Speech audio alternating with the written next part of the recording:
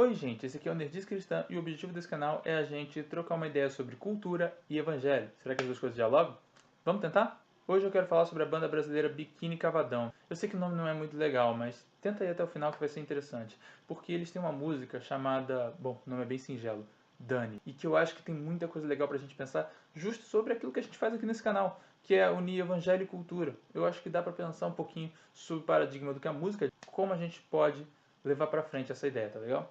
Então, curte aí. Agora eu vou tentar explicar um pouco o que é a música, para você que nunca viu, mas se você quiser dar uma conferida na música, tem link aqui na descrição, dizendo mais ou menos para você poder escutar e ver qual é a pegada. Se não, eu vou explicar aqui mais ou menos a ideia. A música é quase o tempo todo o cantor dizendo dane-se para diferentes áreas da vida. Ele manda a hora, o tempo, tudo se danar. Ele na realidade manda também o chefe, o emprego, o salário, a loucura, a razão, a moda, brega, Armani, os jogadores de futebol e o próprio futebol em si. Ele manda também se danar até mesmo o cinema e os atores famosos. A música chega a fazer uma metalinguagem que eu considero assim muito brilhante, daquelas de quem sabe brincar com as palavras direitinho e dizer tudo sem falar tudo. O momento em que eles dizem dane-se o verso e a rima também, sendo que nesse pedaço o verso e a rima ficam errados. Então é uma metalinguagem muito maneira que a música faz e que eu valorizo bastante na hora de analisá-la. E aqui tem um problema, né? Nós como evangélicos, a gente geralmente tem um problema aqui. Porque o verbo danar-se, ele tem algumas características problemáticas. A primeira é que ele tem a ver um pouco com a ideia de você atacar ou você não querer por perto, você não querer bem a alguém quando você diz dane-se. E além disso, ele ainda tem um significado ainda mais forte quando você pensa na ideia de que o verbo originalmente tem a ideia de danar-se, ir para o inferno, receber danação. Então é um verbo complicado, né? Mas dane-se também pode ser outras coisas, e aí eu acho que vale a pena a gente pensar. A primeira delas é que dane-se pode ser a ideia de você deixar de lado. Deixe de lado isso daqui. E além disso, na música você percebe que ele tem um significado muito mais forte quando ele chega no refrão. O refrão é: só penso nela. Quem é ela? O nome dela é Daniela. Ou seja, esse Dani não está tanto com a ideia de você mandar para o inferno ou coisa parecida. Tem muito a ver também, ou pelo menos ele quer que tenha uma certa ambiguidade, para você pensar na ideia de tornar Dani, ou observar as coisas, os pensamentos sempre vidrados na Daniela, ou mesmo enfrentar as situações difíceis por causa dela. A verdade é que se você pensar dessa maneira, você vai conseguir dar a essa música um monte de significados baseado no nome Daniela, sendo que tudo tem que ter a ver com a Daniela. E é isso que faz com que a gente possa pensar tudo o que essa música pode ser e o que ela pode significar para a nossa forma de pensar como Cristo se relaciona com a cultura. Não à toa o final é: dane-se nada e dane-se tudo que não tiver dane. A gente pode criticar a música? É claro que a gente pode criticar a música. Tem um ponto bem claro para a gente criticar, embora a gente tenha que tomar cuidado com essa crítica.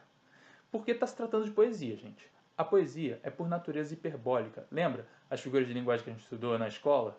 Hipérbole. Quando eu vou lá e faço o negócio ficar muito grande, muito lá em cima, só penso nela, quem é ela, o nome dela é Daniela. Isso pode ser muito errado se você pensar nisso de maneira literal, ou se a sua relação com a sua namorada ou com qualquer coisa for assim, e você só pensar nela, quem é ela, o nome dela, não rola.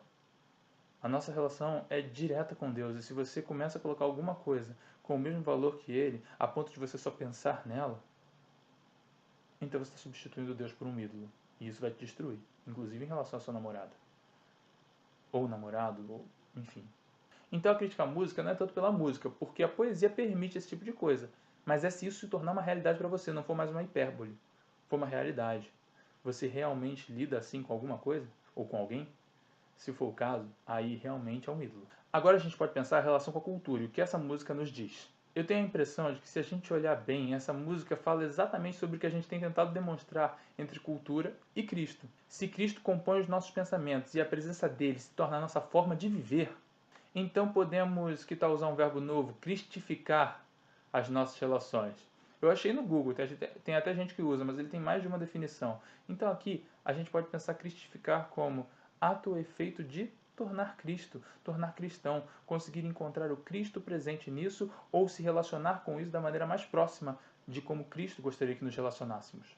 Isso mexe com a gente, porque trata sobre a forma como, por exemplo, a gente lida com o nosso serviço, não importa qual seja o nível ou a remuneração que esse serviço nos dá. Como Cristo espera que nós respondamos a um determinado serviço? Então temos que responder da maneira que Ele quer. E temos que lidar com o patrão ou professor da maneira mais próxima de como Cristo gostaria que lidássemos, seja ele bom, seja ele ruim, fazendo o nosso melhor. Isso pode até mesmo fazer com que a gente deixe de lado algumas reclamações e brigas, se essa for a atitude mais próxima do que Cristo esperaria de nós. Isso afeta o nosso jeito de assistir e jogar futebol. Deus sabe o quanto tem me tratado na forma como eu assisto futebol.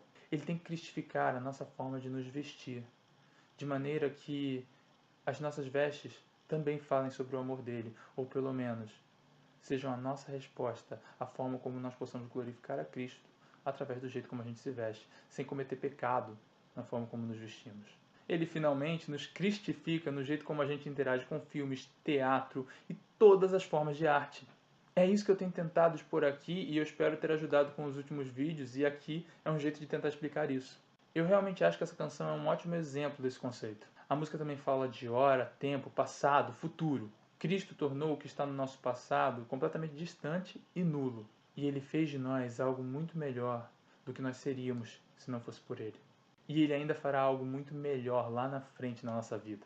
Eu oro para que ele te cristifique e cristifique mais e mais as suas relações com tudo o que você encontra no seu dia a dia, tanto na área cultural, quanto na área de estudo, quanto na área de trabalho, em tudo, que ele cristifique a gente. Um bom exemplo dessa ideia talvez seja 1 Coríntios 10:31. Portanto, quer comais, quer bebais, quer façais qualquer outra coisa, fazei tudo para a glória de Deus. Eu oro para que a gente seja movido a cristificar cada área da nossa vida, de maneira que tudo seja feito para a glória de Deus. É isso, galera. Muito obrigado por assistir esse vídeo. Até a próxima.